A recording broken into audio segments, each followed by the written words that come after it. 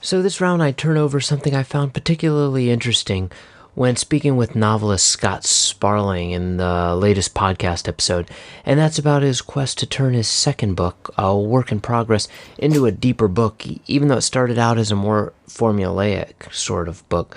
Basically, the question for him was, could he bring this work from his head to his heart and make it as important to him as his first book, Wire to Wire, which was published by Tin House last year? But before we get into that, let's first hear him talk about the funny state of mind he was in with Wire to Wire before Tin House decided to publish it. This is really the window into how, egomaniacal it was. I came to think of it as my concept album. I came to think of it as Sgt. Pepper. And I thought, no one is going to put out my Sgt. Pepper concept album until I write She Loves You. And because, of course you're going to compare yourself to the Beatles. And so then I decided, okay, why can't I write a 3-minute hit song?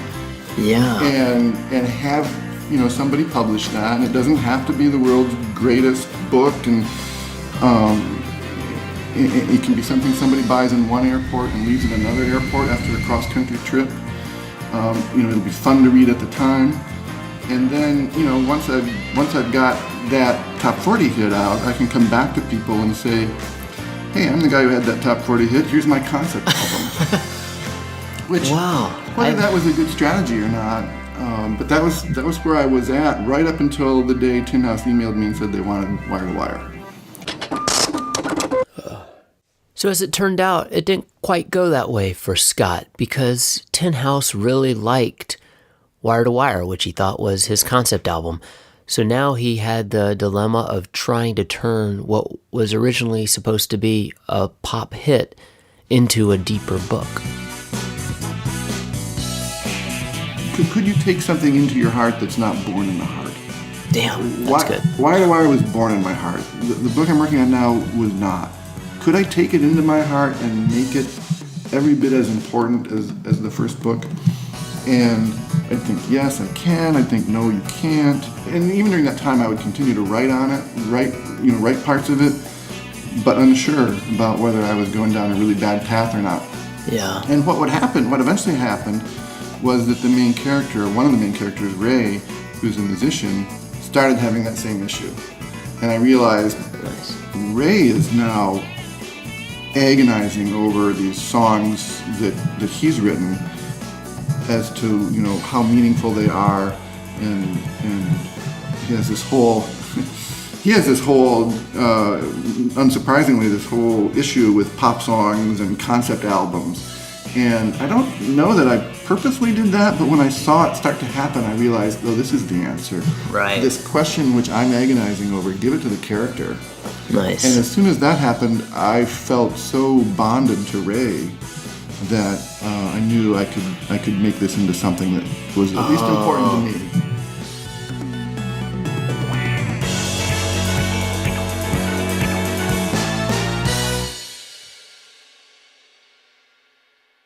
Part of it is like you need some time to let the story and the characters ooze into your system. Yeah. So it feels like there's a period where it feels sort of artificial, like it doesn't feel as deep as that first book you're working on, but you're still kind of going through the motions a little bit. And then some days you're like, wait, I got in there for a minute. Maybe I was writing for an hour and it was 57 minutes of shit, but there were 3 minutes where I really felt the pulse of this story.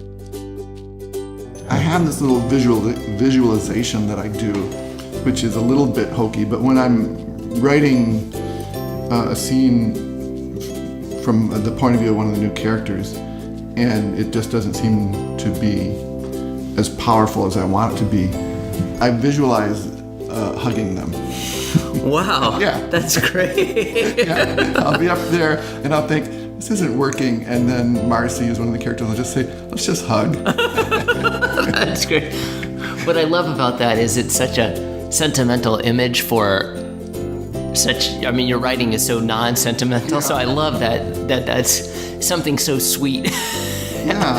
of It's just an bringing them image. in there so you can kind of feel their body heat and maybe feel their heart pump a little bit. And I can't say that it always works, but that's what I go to. That's what I've never heard anything like that. That's great.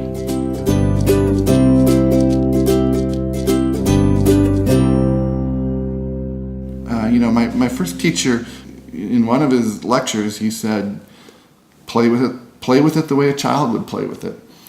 Don't work at it. Go get a ream of paper, fill it with mistakes. Don't worry about it. If you like this video, check out thecreativeturn.com. I've got other videos there and the audio conversations that inspire these videos. And you can subscribe to the audio conversations through the Creative Turn podcast. And I'd love it if you spread the word about this series. It'd be great to reach a larger audience. And thank you to the many people already who have helped this thing along the way.